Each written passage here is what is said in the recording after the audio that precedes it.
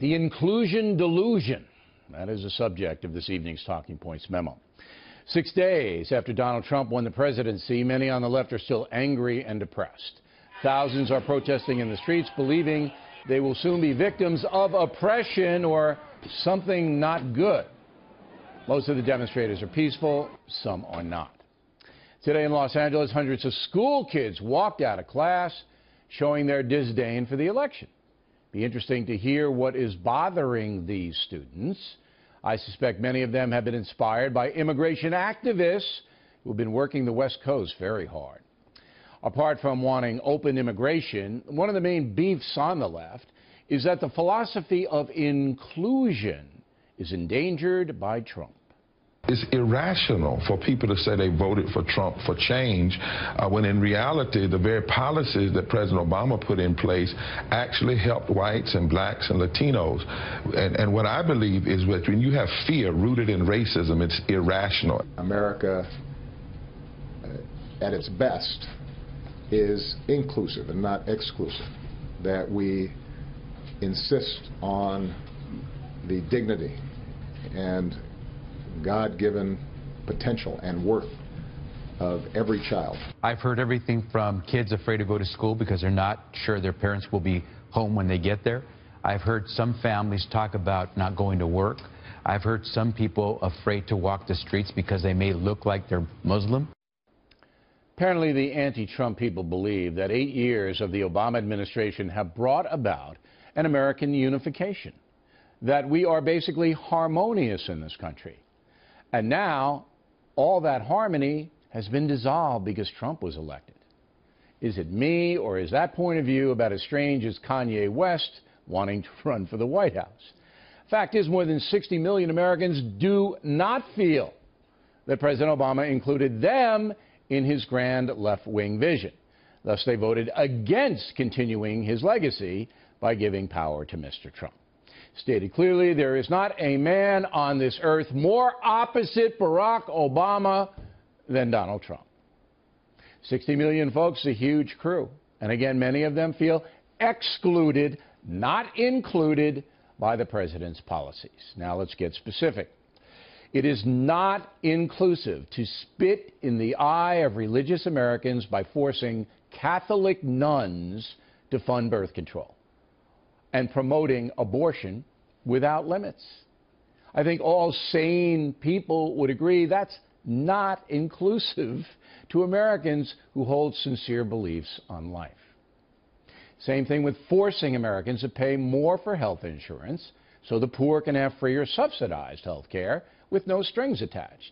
That's good for the have-nots, but millions of working Americans are not included in the benefits of Obamacare. They're hurt by higher premiums and lack of medical choices. It is not inclusive to ignore the hard drug epidemic in America that's shattering families and killing thousands, while diverting the attention of the Justice Department into controversies like who can use which bathroom. Then there's illegal immigration. I hope the kids in LA will listen up. It is not inclusive to fail to monitor the workplace so that foreign nationals who have no right to be here can waltz on in and secure jobs.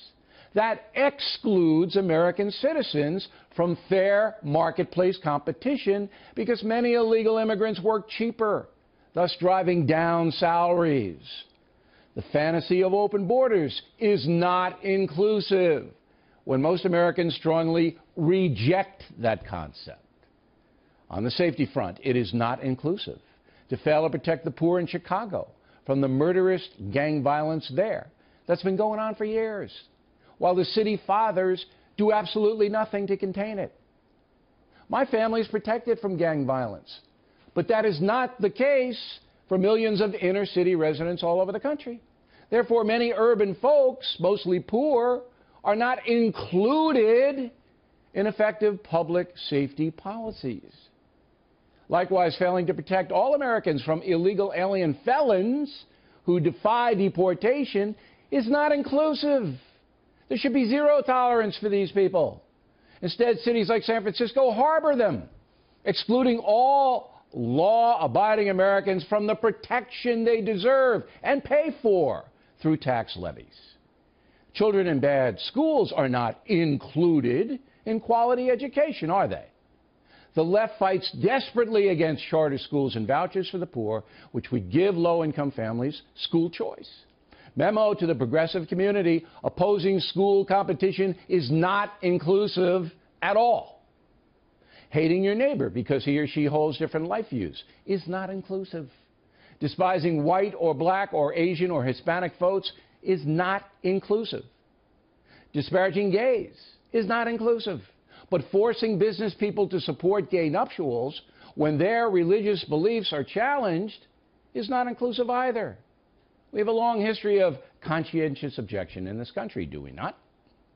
It is not inclusive for government to target the assets of successful Americans while demonizing them like Bernie Sanders does. Fair share contains the word fair. Achievers in America, if they are honest, deserve applause, not derision based on jealousy and entitlement. It is not inclusive to punish those Americans with assets by seizing their property after death and imposing a hyper-taxation on them. Reasonable taxation is necessary. Gouging is oppressive and not inclusive.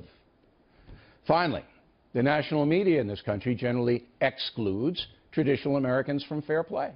They mock and demean conservative folks, sometimes even branding them racist, sexist, haters of one group or another. This awful trend is championed on the net, which pretty much excludes anyone who is not liberal from inclusion in the good person club. Nothing the government can do about that other than criticize dishonest and hateful reporting. But apart from Fox News, President Obama offered little criticism of the media that generally adores him. So, you are living in a fantasy world if you think the liberal administration of the past 8 years has encouraged inclusion. It has not. And the millions of Americans who were excluded by the Obama administration have now put an end to the inclusion delusion. And that's a memo.